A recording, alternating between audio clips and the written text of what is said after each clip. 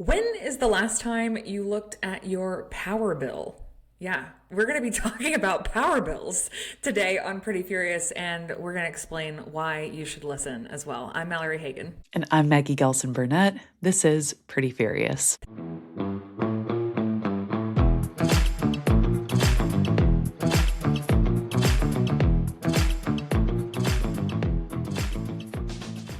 Power bills. Yay. I Trust. I really am this episode is fascinating. I really think that everybody should, I mean, I'm biased, everybody should listen to every episode, but this episode in particular, I think is incredibly informative. So yeah, I'm excited for people to hear it. We've got a guest on, my dear, dear, dear friend Chad, who's the host of He's Not Wrong podcast, who has been experiencing some weird and wacky things going on here in the state of Alabama having to do with Alabama Power. So that intrigued us, and what we learned throughout the course of this episode is really fascinating when it comes to who we elect and how they impact our utility bills. So we're going to get into it, but before we do, we want to make sure you're following us. Are you following us on Substack, on Twitter and Instagram and TikTok and all the places? We're at Pretty Furious Pod. We've got some exciting news that's coming up in, I don't know, maybe next week or the week after. We'll have to finalize some paperwork, but we're pretty stoked about it. So yeah, make sure you're following along so you're the first to know what's coming for the Pretty Furious Pod. Mallory, you can't be pretty furious though without being pretty first. Did you bring a product today? I did. Well, first you might notice that I'm a little more glowy than normal. I was gonna say, you look like you're just very refreshed. Thank you. I don't feel that way, not even a little bit. I do, in fact, have a 4-month-old, and he is being a baby. But I did rearrange my office. There could be some just natural light happening. However, last week we talked about my perusing of Ulta, and I was just, seeing what they had. I came across the Supergoop Glow sunscreen in Sunrise. And yes. Yeah. So while I was in the store, obviously I got online and I was like, what do people have to say about this? And everyone was like, this stuff is incredible. And I actually have very sensitive skin, so I tend to not wear sunscreen. Don't tell. Because it breaks my face out. Not only is this an SPF 40, but it's got this incredible glow. So I can wear it alone without anything on top of it. And my skin just looks really nice and glowy and refreshed. So that's my product. But I also, Maggie, wanted to do a live unboxing if you would have Absolutely. It with me. No one ever sends me product anymore because I talk about the fact that I hate Donald Trump. And you know who's really holding it down is Peter Thomas Roth. Oh my God. Yeah, so last week I talked about the fact that I love their Ice Wake, face spray for the morning with the caffeine in it. And so they messaged me and they were like, let us send you the next thing that we've got. So they sent, it says PTR to the Moisture Barrier Rescue. The box is super cute. And let's see what we got. I love a live unboxing. Look how cute they're. Oh my God, that's adorable. Look at it.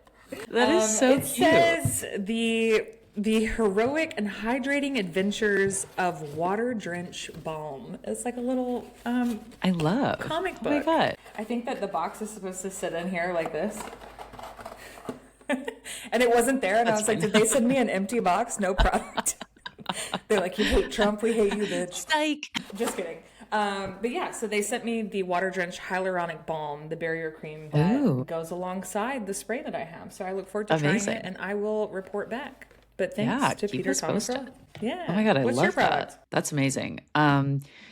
My product is sort of pregnancy related, sort of not. Like I used the absolute shit out of this prior to pregnancy, but now I'm just using it a lot more. So this is the Osea undaria, I don't know, algae body oil. So, I mean, obviously you can tell, well loved. I love this body oil. So this is, Osea is one of my favorite like body care product lines. I just think everything they do is like incredible. They actually are genuinely one of the only brands that I've tried where I have yet to find something that I'm not completely like floored by. Every product is just a 10 out of 10. But yeah, love this. So if you are currently pregnant or you are just trying to battle like the winter months with hydration, this is great. I love that. And I've never used a body oil. it doesn't leave you feeling like overly greasy or like lubed up. Like I hate that shit where you like put on a body oil and you're like, When you feel like you I feel can't wear like your I could clothes just because like, you're going to ruin them. Yeah. yeah, like you're like, I could just like worm around my house, you know, because I'm like lathered up. Like I hate that. Like I just, ew. So this doesn't really do that. So I really appreciate that. So Love it. All right. Well, now to the to the shitty part. shitty part. What headline has you pretty furious this week? Oh, for fuck's sake. Okay. I mentioned to Mallory before we started this episode that this is one of those weeks where all of the headlines, every single one, especially nationally, are about Minneapolis. They're about the same topic. So occasionally we'll have news weeks like that where every single topic is covering literally the exact same event. And we should continue to talk about Minneapolis. It's still everything is still going on there. ICE presence is if not heavier than it was last week. So this is from NPR. This says, with limited political power, Minnesota Democrats navigate resistance to Trump. And I wanted to touch on this because I was on a podcast last night where we talked about this, about what now is the responsibility and the role of Democrats, particularly in Minnesota. We saw the video that was released from Governor Walz the other day talking about kind of what everybody can do.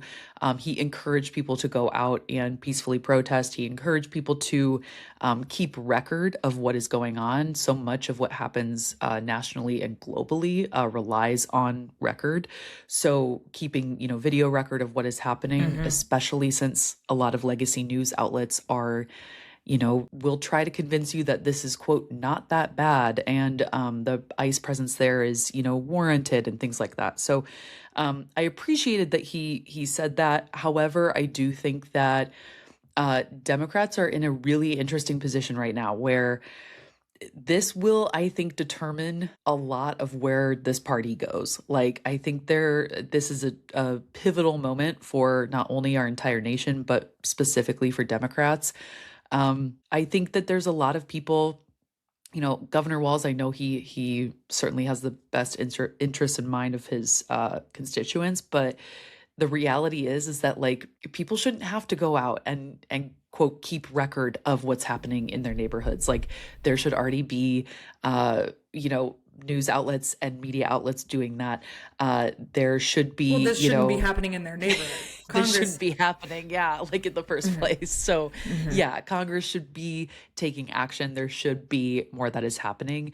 I think right now what we're seeing from a lot of Democrats nationwide is just kind of this like, well, whoopsie daisy, like I'm just gonna write a letter here, and we're sort of like, what the fuck is happening? Like, what are we doing? So I think that everything that Democrats do right now will determine the midterms. So I think this is a very, very pivotal moment for sure. Yeah, I mean, the news coming out there, as you all know, we're recording this on Friday for release on Monday, and yesterday ICE agents tear gassed a family coming home from a kid's like basketball game or something. 6-month-old baby in the car, had to have emergency care. There's a 21-year-old, I think, in California who's been blinded by ICE agents. Like the stuff that's happening around the country regarding these thugs, these people who barely have high school degrees, who are being hired without background checks, without any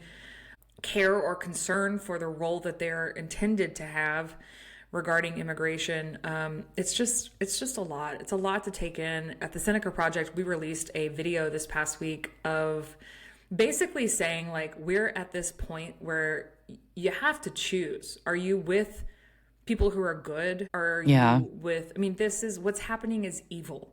Like it's not just, it's not law and order. It's not protecting our country. They're rounding up American citizens. They're tear gassing vehicles with kids in them. Like it's insane. So I think it will do a lot to determine what happens this year. But I also think Americans have a really really short memory when it comes to Donald Trump and the things that he does. And as we've talked about, the line in the sand just keeps moving. So we'll see. Yeah.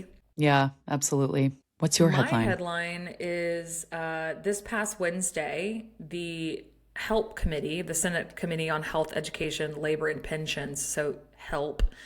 The hearing was about the dangers of mifepristone, the chemical abortion drug, and whether or not it's safe. And also they were going after telehealth, telemedicine, because that's where many women who are seeking abortion medication actually get it through telehealth. And so, Senator Cassidy had this whole speech about the science and the moral component of whether or not, mifepristone should be available to women across the country. And as we all know, they are trying at every turn to control women and what we do with our bodies. And this is just the next step of that. So they've banned abortion in a lot of states, but that's not far enough. So let's ban the drug as well. Yeah. Don't fucking talk to me about morals when you are supporting a government agency that is throwing tear gas in the car of a 6-month-old baby. Like, we're not doing that. That's not. He said the quote, "Scientifically and morally, there is no difference in the value of a child whether she's in her mother's arms or her mother's womb." And I just don't agree with that, first of all. But that's second false, of all, but fine. That's false. But also, then prove it. Prove it with the legislation that you pass in other areas, and they won't. Prove it by not quadrupling people's health care. Prove it by allowing the ACA subsidies, by passing some form of, any type of gun regulation. Prove Literally it by anything. not removing people's SNAP benefits in the state of Minnesota because they're protesting this administration. Like, fuck y'all. Yeah, exactly. Wow. Anyway. So as per usual, lots of things in the headlines have made us pretty furious this week. But as I mentioned, we have my friend Chad on, who is going to talk to us a little bit about something I think so many people just don't know about. Or maybe they know that the Public Service Commission exists, but they don't know why they should care. Chad has a really interesting story. Chad DuBois is the host of He's Not Wrong podcast, where he uses his platform to educate, energize, and mobilize audiences to challenge the status quo in American politics. He is a nonprofit professional. He's got nearly a decade of experience in that realm. He also has worked across advocacy, fundraising, and campaign strategy. He ran for Montgomery City Council in 2019. He's worked on numerous political campaigns, including mine. And he is a Reed Award winner for national political fundraising. So let's welcome Chad DuBois. All right, Chatty, welcome in. Hello, thank you for having me. We're so excited for you to be here. The first guy ever first on male. Pretty Furious. Yay. Listen, I'm excited to be here. I'm honored that I'm the first male of my species to be on Pretty Furious. I do have to say, though, I know there's a lot of commentary online about how white men don't need more podcast microphones. I am the exception because I am gay. 100%. So gay people get a pass on that one, and I put myself into that category. So I was gonna say we've joked we're like certified man haters, but not the gays. I might be white, I might be a man, but I am gay, so I get a pass on all of that. You definitely do. What headline has you pretty furious this week? Listen, it's not so much a headline that I'm pretty furious about as is the entirety of the White House. The White House and their social media, and I went deep on this 2 nights ago. They cannot get their shit together. I don't know what it is with their posts, with their graphics, with the copy that they write. I feel like you're doing an injustice saying that an intern is doing that. So I have it written down that I just can't even get into it fully. But like their aesthetic, the Mar-a-Lago face for women, the copy that they have on their social media posts, I'm pretty furious about all of it. I am pretty furious about the fact that they continue to use Nazi dog whistles in social media posts, not just the White House, but across government agencies. There have been several this past week. I just want to say on one of the posts from the White House, and this was 2 days ago, Like the copy is straight fire from press secretary. Why is the White House saying straight fire? I mean, you're asking this question of an administration that's president started his own social media platform because he didn't like how he was being tweeted on Twitter. And The man posts 100 posts a night when he's in whatever, when he's having his sundown syndrome. pill-filled rage that he's in. No, Mallory, I know what you're talking about because they just also released a video where they were using that Nazi propagandist backing music and audio for their ICE post to recruit ICE people to join ICE. And so it's this whole, they're perpetuating this white nationalist idea, and they're really using ICE to further it. Okay, so the phrasing that was used was on the Department of Labor, and they posted it on X. It says, "One homeland, one people, one heritage. Remember who you are, comma, American." And the Holocaust Memorial Museum describes it as one of the central slogans that was used by Adolf Hitler. And that slogan is one people, one realm, one leader. So not exactly the same, but definitely a wink. And that's the language that they're using for the ads to recruit the ICE members is the take back your country.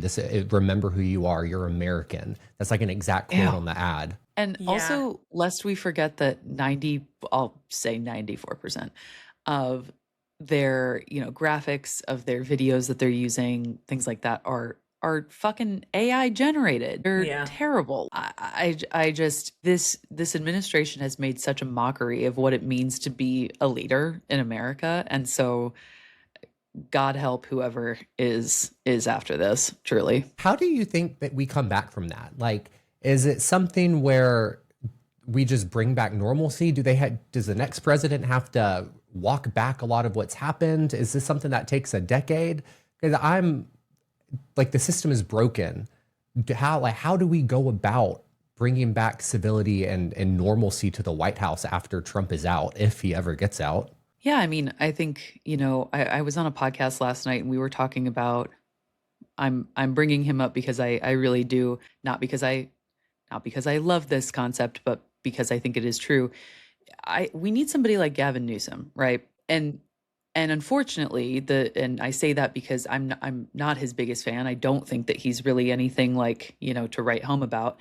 But he is I'm a white man. So there you go. You're not going to go from Donald Trump to any minority whatsoever. We already saw that in 2024. But, I think he is the type of person who's like the most almost Barack Obama adjacent politician that we've got right now, who's got a pretty solid bid for the White House in 2028. He is incredibly conventionally attractive. So there's that piece of it. We would be remiss to not mention that as a piece of who's going to run for president next. If you pin him against JD Vance, it's no contest. And that's just unfortunately like a part of the puzzle. But I think you also need somebody who is, unfortunately kind of in that moderate, like sort of centrist role. Like Gavin Newsom is doing a lot of things right now that are appealing to people who lean moderate, who lean sort of like right moderate. And so I think that's what we have to unfortunately kind of like give into in 2028 for the Democrats is like sort of this really appealing white guy who's going to come back and sort of, restore some kind of dignity to the White House. I also think it's really important to note, though, like those of us who have been paying attention for a long time, who know how broken our systems are, who know that really in order for us to move forward as a country, we have to break apart first. Like all of our systems need reform, et cetera, et cetera. We all know that, but the average American does not, right? There are worse things we could be looking at than a moderate Democrat. And I think sometimes people on the left and progressives forget that there is a whole swath of the country that's just like not there yet. And I would rather have a moderate Democrat, a Gavin Newsom who does and says things sometimes that I'm like, that was stupid, than I would a JD Vance or any person that's like MAGA, right-wing, conservative, etc. So I really hope that progressives and people on the left can remember that as we move into 2028, because the litmus test for being a good liberal or a Democrat is insane. at this point. Yeah. Can I piggyback on that a little bit? Please. It's something that I talk about a lot on He's Not Wrong, and I ask almost all of my guests who come on who are politicians or candidates running for office for the first time, and I try to get an understanding on their thoughts. In a place like Alabama, right? You have a Democratic Party that's been missing in action for decades at this point, but then you have this really progressive liberal arm of the party here in Alabama where they're spread out over the state, and these liberal progressives won't even consider the moderate Democrat candidate. I'm like, first we have to elect a Democrat. We have to prove that we can elect a Democrat in Alabama. Their viewpoint is, no, if we're not going to elect the most progressive person on the ballot, then we'd rather have Tommy Tuberville win. I'm like, do you understand what you're saying? But that's the same principle that's happened across the country. It's people who refuse to vote for Kamala because she wasn't far enough on insert whatever issue that they had, so they just didn't vote or they set out. Right. And that's really going to be to our detriment time and time again. So moving forward, I think you're right, Maggie. Like we have to have somebody who can speak the language of the people who sit in the middle, or even people who are on the right, but they don't really know where they belong. And Gavin Newsom is that guy. And anybody who says they love Donald Trump because he says it like it is, or he stands up to people or whatever it might be. I mean, Gavin Newsom presents that same opportunity to them. And then when they say they won't vote for him, you know what it's really about then. Yeah. And I mean, when we're talking about white male voters, like, who determine elections in so many ways, like that is, when you think of like a white straight guy who he's going to look up to, it is somebody like Gavin Newsom. Like they like him because he's good looking. He's, he's funny. He's charming. He's got kind of the charisma that you need to be a politician in America. And I mean, he also sort of, appeals to that middle ground in the sense that he has people like, he had Charlie Kirk on his podcast. He's having Ben Shapiro, I think, next week. Like, these people who are fucking idiots, but who want to listen to. And so I think that is another thing that, will be a really big determining factor for whoever is our candidate in 28, though. Yeah. Yeah. Gavin gets it. He gets it. Yeah. Yeah. Speaking of people who are getting it, you're getting this is going not that direction. You are getting some interesting interactions on your TikToks regarding Alabama Power. And I'm wondering if you can just kind of give us a lay of the land of how things are going there with this monopoly in our state. So things are not going well. I'll start there. This all started back in January of last year. My apartment that I lived in last year was not weatherized, and I received my first bill for the winter, and it was over $500. And that, I talk about being pretty furious. I was pretty furious about that power bill. Yeah, and so, dang. So after I started He's Not Wrong, went on TikTok, I told the story about that power bill. I put a clip on it on TikTok, and it just blew up. And in the comment section, I don't know what it was about that clip, but people flocked to it, and they just started commenting their power bills. They felt seen. They thought it was a place where they could also commiserate with these outrageous energy prices. And so that's kind of where it started last year. And as the podcast picked up, as the TikTok picked up, I was speaking more about Alabama Power and how unjust their practices are and how people can't afford their power bills. So that's been going on for a few months now. And back earlier in the fall, Alabama Power launched their first campaign against me to try to get my social media taken down, because I guess they viewed me as a threat. But they bought like 50,000 followers on my TikTok, trying to get the system to flag my account so I could be silenced. And I went straight to TikTok. I'm like, hey, someone's doing this. I think I know who it is. Like, I promise you I did not buy followers. And they removed all of them. As the fall went on, I continued making videos. The attention was growing, and more people were following me, wanting me to continue speaking out about Alabama Power. And as that happened, weirder things started happening. I would post a video, and then the next morning I'm waking up to my power turning off and on. It's surging. I'm texting people in my building asking, is your a power doing really weird things? Nope. Wasn't happening. They're flagging videos, they're buying followers again, I'm having to work with TikTok to get them removed. And these are all things that I've had confirmed by people that work in these really dark, awful, nasty consulting firms employed by Alabama Power as tactics that they use for people who go against them to try to silence them. Because I mean, they're $1 billion corporation. Anything that is trying to, affect their bottom line, they're going to try to silence. Someone said it best. They said, do you think your life is worth their $1 billion? And it's like, oh, the links they'll go to. Yeah.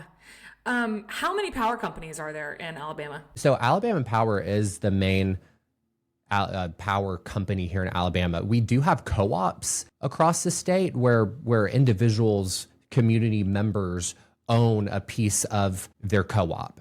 Their power bills are usually less. They're somewhat comparable, but they're less because the purpose of that power co-op is to allow the community to have buy-in. And then any kind of proceeds that co-op gets, it goes back into the community for their infrastructure.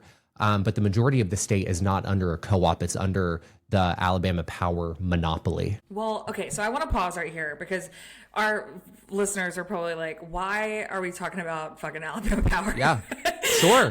And so I just want to lay the land that I think so many of us day by day are just trying to get by, right? Like you get your gas bill, your power bill, your water bill, and you just pay it. And, we bought a new house this year and we got our first water bill in the middle of the summer. We were, we had sod. So we've got a sprinkler system. We're trying to keep that sod alive. And we got our first water bill and we were like, oh my God, is this what our water bill is going to be every month? This is insane. And so it's, unless you get something that spikes to that degree, you don't really think about your water bill or your power bill or your gas bill. You just pay it, right? And especially when you don't feel like you have any other options or you wouldn't even know where to begin looking. And so when this started happening to Chad, I was like, Chad, we should talk about this because what we really want to get into is who is elected in our states, not just Alabama. Alabama is going to be our main topic of conversation just because that's where Chad's experience is. But every state has its own version of this in some way or another that I think Chad's going to outline for us. But I think it's just important to know that the reason we're talking about this is because we elect people who handle these things, or they're supposed to, for us. And as we move into midterm elections, some of these people are on the ballot. And it's really important that we as consumers are paying attention to the folks who should be auditing companies like this and helping us in our everyday lives be able to afford the things that we need for our homes to operate. Right? So here's a really interesting thing. Yellowhammer News, which is one of those consultant news organizations, blog posts here in the state of Alabama. A lot of states have them where it's consultants writing these articles disguised as news and people believe them. Yeah, news, air quotes. They did a poll on Republicans in Alabama, and almost 90% of them recognize that affordability is on the ballot this year. It's their main concern. So when people say affordability, like this midterm election is about affordability, it's going to be the Webster word of the year. Yeah. It like they are not wrong when they are releasing that information in the poll. So Alabama is one of 10 states that elects a public service commission. 40 states have public service commissions that are appointed by a governor, and then they're confirmed by their legislative body. So it's really interesting in a place like Alabama, specifically where and in those 40 states, those public service commissioners are nonpartisan because your utilities, as it should be. Yes, right. It's because it shouldn't be a partisan thing, but you have states like Alabama that have it broken out where you would elect a public service commission and then it's party affiliated. This is what it gets you. You get these really insane, unjust practices that are affecting people's bottom line. There are so many people in Alabama, and thousands of people have commented and messaged me that their power bills are equal to or greater than their mortgage. Holy shit. So explain a little bit, Chad, about what the Public Service Commission actually does. So what we're talking about is important because the Public Service Commission is the regulatory body that sets the rates for the power company. So you have a public service commission, all these states, they're looking at power, they're doing water, they're doing the maintenance and utility infrastructure for the state, they're doing telecom lines. What they do is vast. There's a lot of different pieces that go into what the Public Service Commission does. But the thing that people feel the most is their utility bill. And so the Public Service Commission has the ability to do rate reviews, which is pretty much an audit where they open their books. The public can scrutinize the rates, what they spend their money on. All of it is open for the public. Alabama Power has not had a rate review since 1982. 1982. That's crazy. So back in the last time they were reviewed was well before any of us was born. Any of us were born. Yes. So I'm going to look at my notes to read this because I want to get this right. So instead of doing a rate review each year, what they do is something called a rate stabilization and equalization factor. So pretty much what they're looking at is a formula that has a range. So if Alabama Power is projecting a profit in this range, your electric rates might go down this year. If they're projecting a profit loss, rates will go up. And take of that what you will. Take of that what you will. This is fucking nuts. Because I know there's no way in hell that Illinois is one of those 10 states that is doing this. Like there's just no way. Because there would be no way in getting away with this. This is literally highway robbery. So explain how, like, okay, so this is a for-profit company who is not doing any like rate determining factors year over year. They haven't done that in 40 plus years. Explain how is this so different from like how states like Illinois would operate? Explain kind of like the difference, but the main difference between the two. Obviously they're nonpartisan and things like that, but when it comes to like the cost associated with my power bill here in Illinois versus your power bill in Alabama, how is that determined?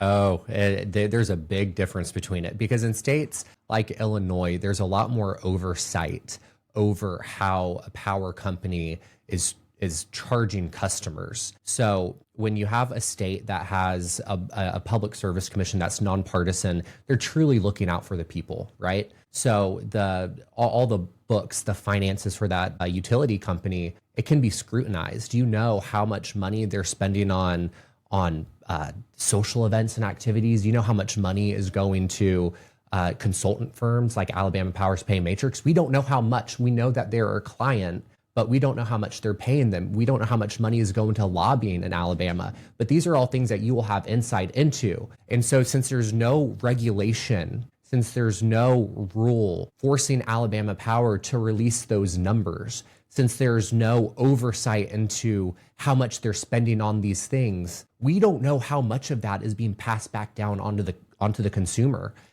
And by the way, so that's a major difference. So your power is cheaper because of that oversight and regulation. So but I could go to Ameren's website or in theory, I could go on Google, maybe not Ameren's website directly, but Ameren, my power company, I could go and find numbers associated with what they are spending year over year on consulting or yeah, like you said, social events, things like that. I could find all of that information. Yeah. Yep.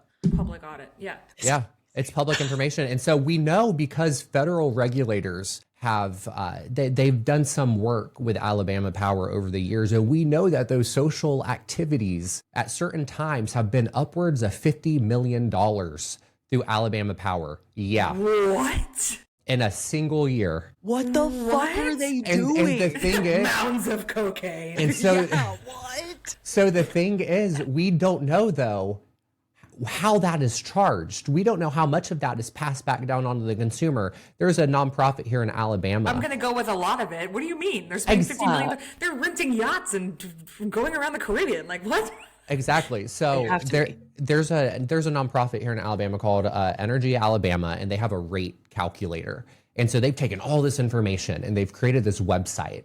And pretty much you put in your power bill, and it breaks down for you where that money is going. A third of people, so if your power bill was $300, 100 of that is going to Alabama Power's profit. Your power bill should be closer to 200. And out of that 100, you are paying for the taxes on their profit. So instead of Alabama Power paying their taxes on their profits year over year, they're passing that tax onto the consumer. So not only are we paying more, but we're also paying for their taxes. It's insane. Okay, so 2 questions that I have for you. First, do we know the salary of the CEO of Alabama Power, Jeff Peoples? Yeah, so the Alabama Power, they don't release their financials. That's a part of the problem, right? The Public Service Commission is not requiring them to release that. So we don't know Jeff Peoples' salary, but we do know the salary of the CEO of their parent company, which is Southern Company. So Southern Company owns Alabama Power, Georgia Power, I believe Tennessee's Power. So the Southern utility for the United States is owned by the Southern Company, and he makes, I believe, $24 million. Damn. Okay. And it possibly could have gone up because I think that number was from 2024. And so there is a chance that is actually higher as of today. I hate it here. I hate it here.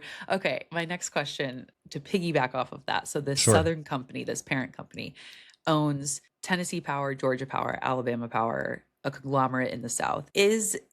Are all of those states one of the 10 states that... Yep. What the fuck, man? What is happening here? I don't. Are you like pretty this. furious yet, Maggie? Are you pretty furious? My neck veins. Wild. This is insane. Yeah. So I have a running theory though that part of the issue in places like Alabama and in the southern states, and we're going to get into what Georgia just did and then what we can do, but part of the problem is this attack on education that you're seeing across the country, right? Well, Alabama's perfected that formula when it comes to defunding and attacking education. We're often the blueprint for things like that. And when we are removing the ability to teach people how to think critically and then separating things that are complex, the Public Service Commission is a complex thing to understand. There's a lot that goes into it. So by removing that ability to allow people to think for themselves, when you control people to the point where all you have to have is an elephant on a yard sign in order to win an election, and then you're separating the governor from being able to appoint a public service commission, you're essentially hiding them. You're making sure that it's hidden. There's no information put out there about it. People don't have and this is not a hit on anyone, but they literally don't have the ability to look at a ballot and see Public Service Commission and actually think for a second about how that affects their bottom line. And it's just ensuring that they continue to elect the same people, the same Republicans to the Public Service Commission to benefit Alabama Power. It's crazy. It is insane. And when you think about, though, one thing that this conversation happens over and over again with me and my family, the amount of positions that are partisan that should never be, judges, sheriffs, mayors, like there are positions in Alabama where I'm just like, there's an elephant next to that person's name. No one has any idea who they are, what they stand for. But when you think about the Public Service Commission and the fact that they are and have been Republicans across the board, what do you think would change if people knew more about public service commissions? I think if people knew more about public service commissions, if they had the proper education, if that gap was filled, they would be equipped with the education and knowledge to actually vote on issues directly that impact how affordable their life is. They'd be able to understand that no, they need to be able to see the financial statements from their power company. They need to know how much of what they're paying each month in their electric bill is going to lobbying and consulting for that company. That they would be able to understand that this is going to shock y'all. If you want to have a solar panel on your roof, you pay fees and taxes on that to Alabama Power. So it's actually not financially advantageous. So they make money on you. Yes. Making your own power. Yes. Wow. And so people would understand that there are ways to make life more affordable, and they have the power to affect that change themselves. And people in Georgia just did it back in November. Yeah, I was just gonna say more about Georgia. Yeah. Yeah. So Georgia has an elected public service commission like Alabama, and they all Republican like Alabama's public service commission. And back in November, there were 2 seats that were on the special election ballot, and Democrats flipped those seats. And those Democrats barely raised money. There were campaigns that were ran on, I believe, less than $100,000. So people understood this. Yeah, people understood the stakes. They understood that things have to change, and this is a way that they can directly vote and impact their bottom line, or for their bottom line, I should say. So much of this, as you have said, is just about people's lack of education on what the Public Service Commission even does. And when you've got a company as large as Southern Company and Alabama Power, making sure that education is not out there, because the more people know, they know that they would be voting differently. What would be an ideal, like, professional background or educational background for someone to serve on the Public Service Commission? What would be an ideal candidate as far as the job that they have to do in that role? Yeah, for sure. So great question. We have candidates, and they'll be announced next week. And the makeup of those candidates, I believe, are the perfect, they embody the perfect skill set that someone would need to be on the Public Service Commission.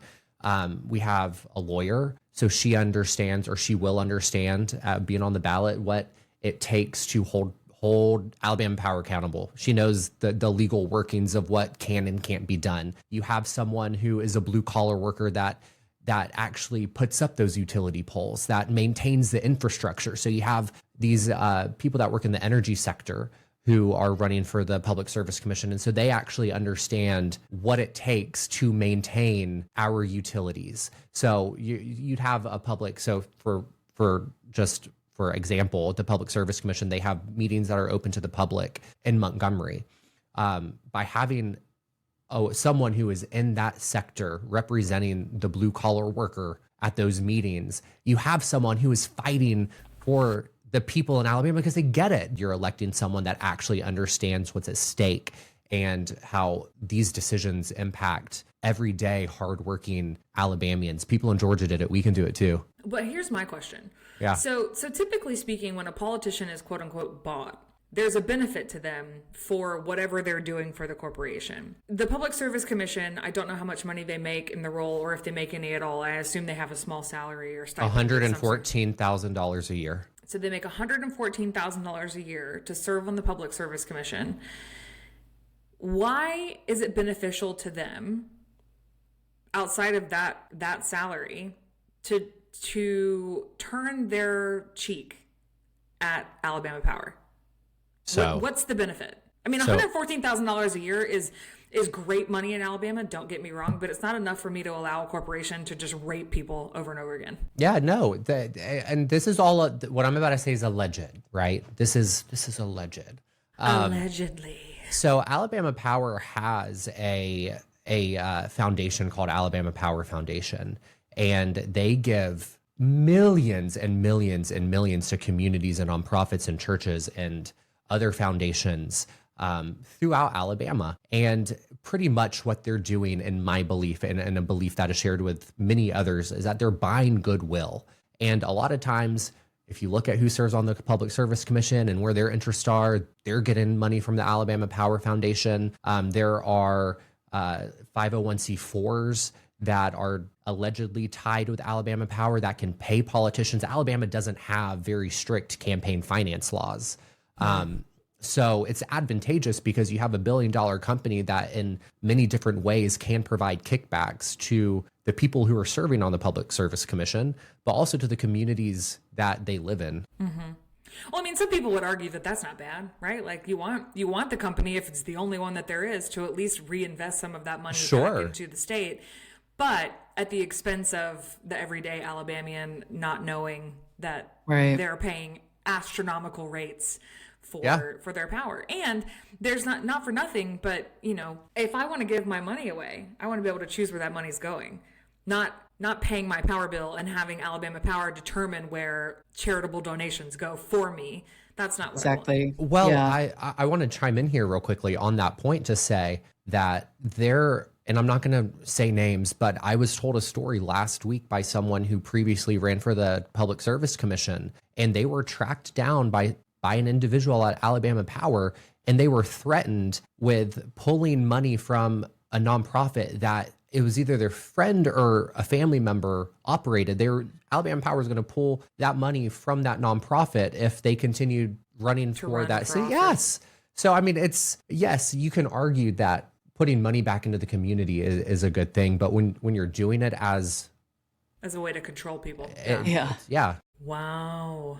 So, wow. Chad, what would and you may or may not know the answer to this, but what would a state have to do in order to move from one of the 10 states that elects their public service commission and become one of the 40 that just has a nonpartisan one that is chosen by the governor? Yeah, I believe, and you caught me off guard to that question, but I believe. Sorry, that's like no, a very you're fine. intricate political question. No, you're fine. Because in Alabama, we are so weird in so many ways. I believe we still have the longest constitution in the world. So anything that we want to do, any changes has to be is a constitutional change. And so I believe it would be passing legislation to remove those positions. Figured, and then allowing the governor to be able to appoint them. But I don't know if I'm ready for that yet, just solely because if we say you remove those positions and Tommy Tuberville wins the governorship, I'm like, ugh. It's like at least we would have control over that. Yeah, totally. I mean, either way, we're screwed, right? We've got a monopoly. We're a supermajority state, and on top of that, even if we shifted or we tried to shift, we've got a Republican supermajority that would not pass that kind of legislation. Or maybe they would, and it would still just benefit them regardless.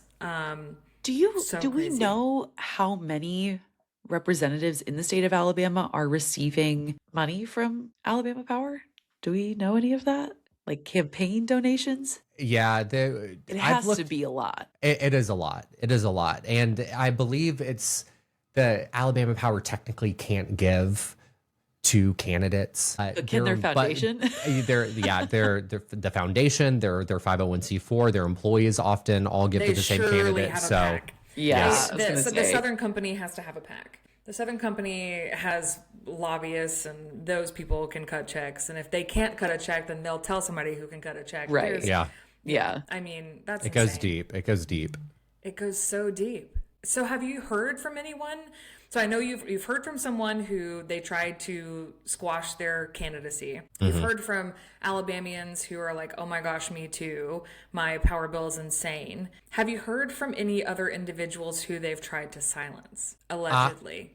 So there are several. So I'm not taking credit for this because I just can't. But I am the first content creator in Alabama to start making the videos on Alabama Power to go viral. And there have been other creators since who have started making videos on the same topic, and they've had weird things happen to them as well. So I've had people reach out to me to talk about tactics that Alabama Power used when they wanted to buy their house or their land in rural Alabama because it would benefit them and they wouldn't sell it to them, tactics that they used. There's a creator up in North Alabama that I speak to regularly, and where she works, Alabama Power workers often will come in and tell her that she needs to start shutting up and she needs to be quiet and watch her back. We all get weird messages. So, I mean, my experience is not unique to me. It is across the board for people who speak out. Where's Erin Brockovich when you need her, man? Holy shit. Like, what is going on? She is what gives me hope, truly. I was just talking about Erin Brockovich 2 nights ago with my boyfriend. I'm like, if she could do it with PG&E and Hinckley, then I mean, we can do it here. Yeah. You actually just said something that made me think about the fact that my mom was on a jury for I don't know the company, but there was this family right outside of the Auburn Opelika area that had been gifted land, generationally. It was a black family, and I believe it was the power company, but I don't remember the details, but I believe it was the power company that wanted to buy a swath of the land because they needed to put power lines on it. And they offered the family like $100,000 or something crazy. And the family was like, no.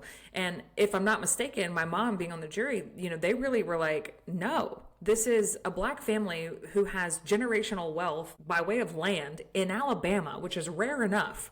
And I do think that they got them like closer to $1 million for the swaths of land that the power company was trying to take from them.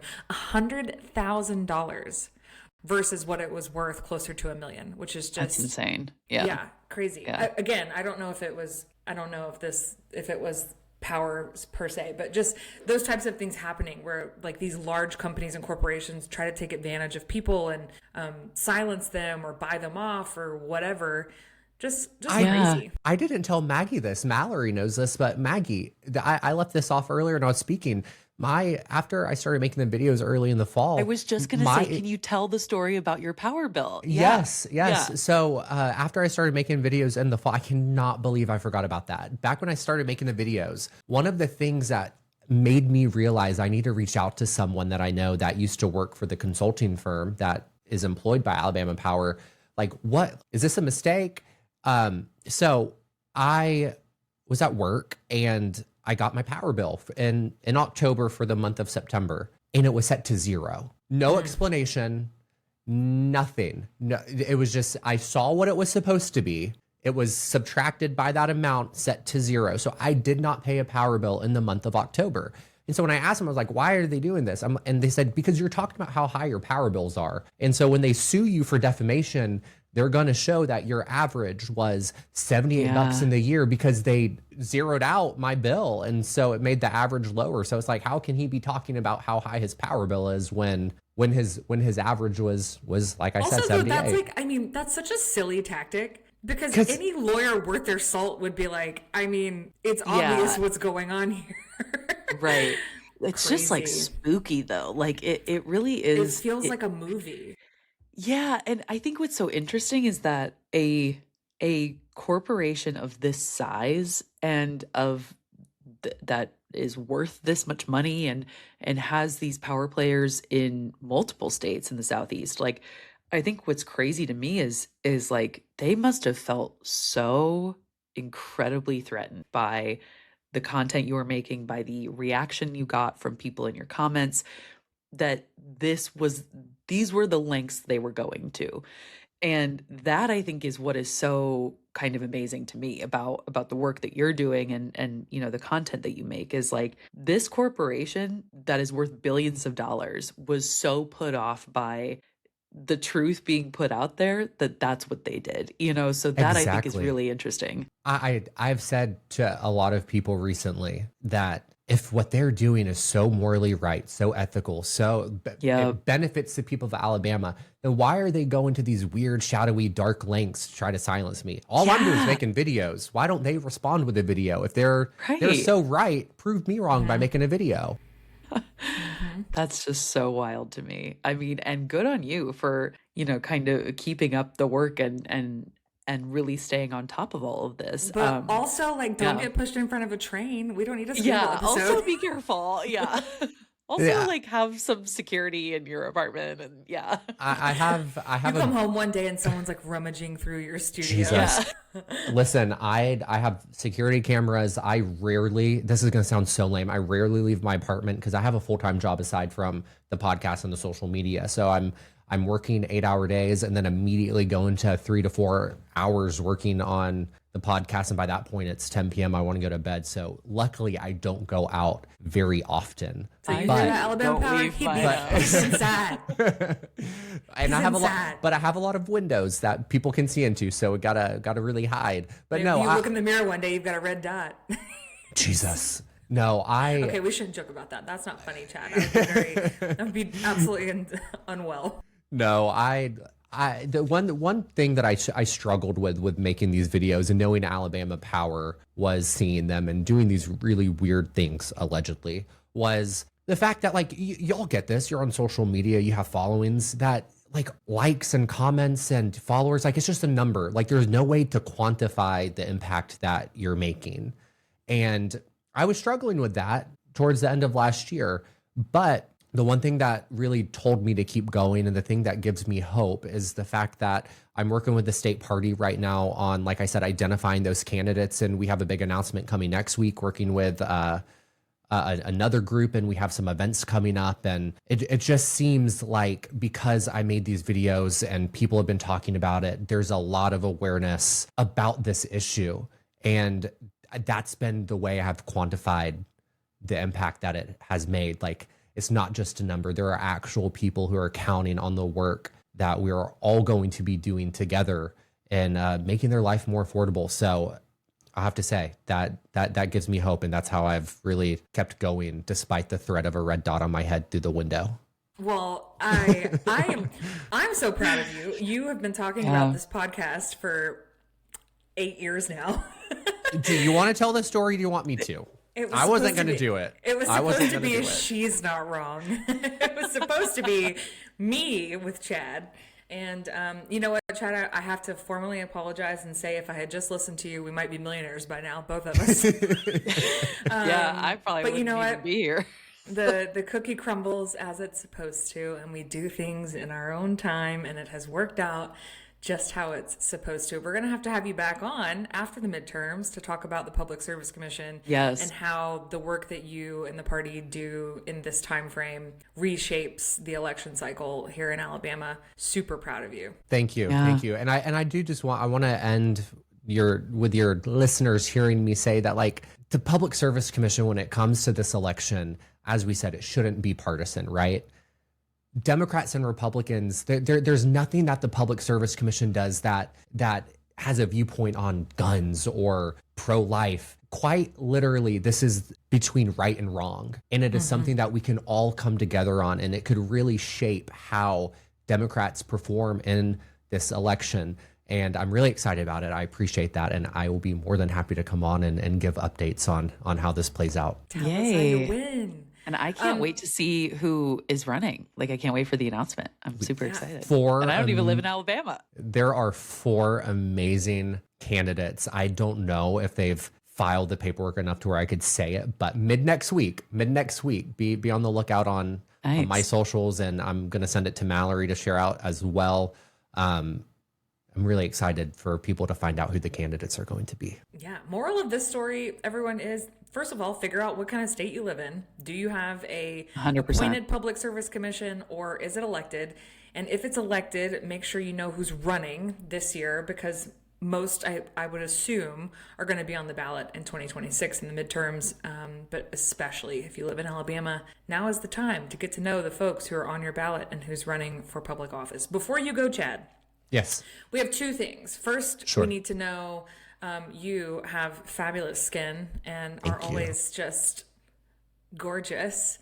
What's your product that you brought to share with everybody? So I did the first man sharing a product on Pretty Furious. So, okay, listen, I debated on what I was going to share because I do at-home microneedling, but I'm not a doctor. I'm not an esthetician, and I might be doing it wrong, and I don't want to be read for filth. So I'm just going to let people know I do that, but I'm in love with the prequel Lucent C Brightening Vitamin C Serum. I live by this. I saw someone on TikTok talking about it because I used to use, SkinCeuticals, their vitamin C, but it's way too expensive. This is $200 for a little bottle. Ingredient for ingredient. This is the same. Wow. And it is amazing. It's same texture, same ingredients. It's phenomenal.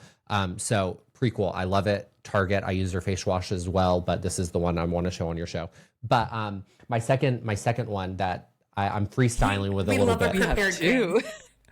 Mega Babe deodorant. Can you see it? Oh my God. That's what I use. Mega Babe. And for fear of sounding like a Republican, I just don't think aluminum should be in deodorant. But I believe everyone needs to wear deodorant. Wait, is that a Republican take or is that a Crunchy Mom take? I'm confused. It's like a Maha, I think, kind of. Okay, are we going there? That. Meanwhile, I'm like, give me the degree. Give me my aluminum. I don't care. I love Mega Babe. It's the first aluminum-free deodorant that I've tried that genuinely works. I was going to ask. It's really good. zero stench, and I can get bad stench. This amazing. Target as well. That's what's getting clipped. That part right there. So we've got a little game to play with you, Chad, before we go. Let's do it.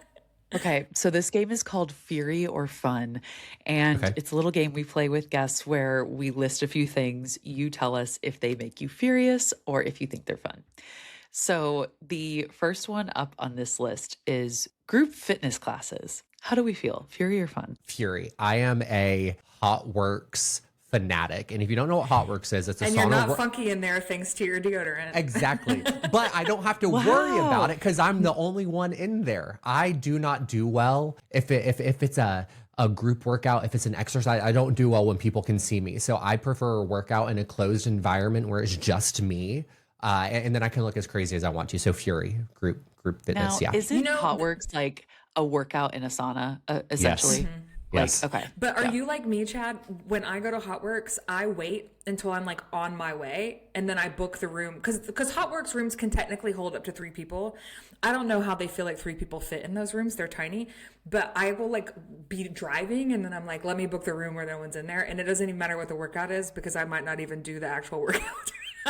I'm like, I just want to be in the room by myself. Yep, I will do that. I'll wait till the very last minute to book it. Like I'll get my shoes on and I'll check because I live close to a HotWorks and so the commute's fairly short and I'll wait till the very last minute to book that room to ensure that I'm the only one in there and 99% of the time I am. So love it. Okay, next one. Amazing. Also hot, heated rivalry. Okay, fun, but with a caveat that oh my gosh, Maggie knows this because I was DMing her. I will not watch it until I finish reading the book. But I've seen enough content to know it's fun. So the way I'm doing this, Heated Rivalry is a series, and I do not understand why season 1 of a show is book 2 in a series. So I started reading. Oh, I didn't know that. Yes. Yeah. So there's a whole story that happens before the. Yes. Okay, yes. well, you are I've started it, but I didn't know that it was book 2. Yeah. So you are introduced to the characters in Heated Rivalry in book 1.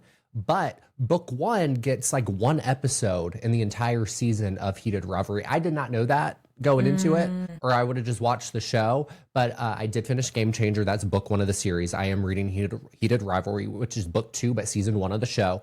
And so, I it's fun, but I have not watched it yet. So please no spoilers. It's fun, but it's also complicated.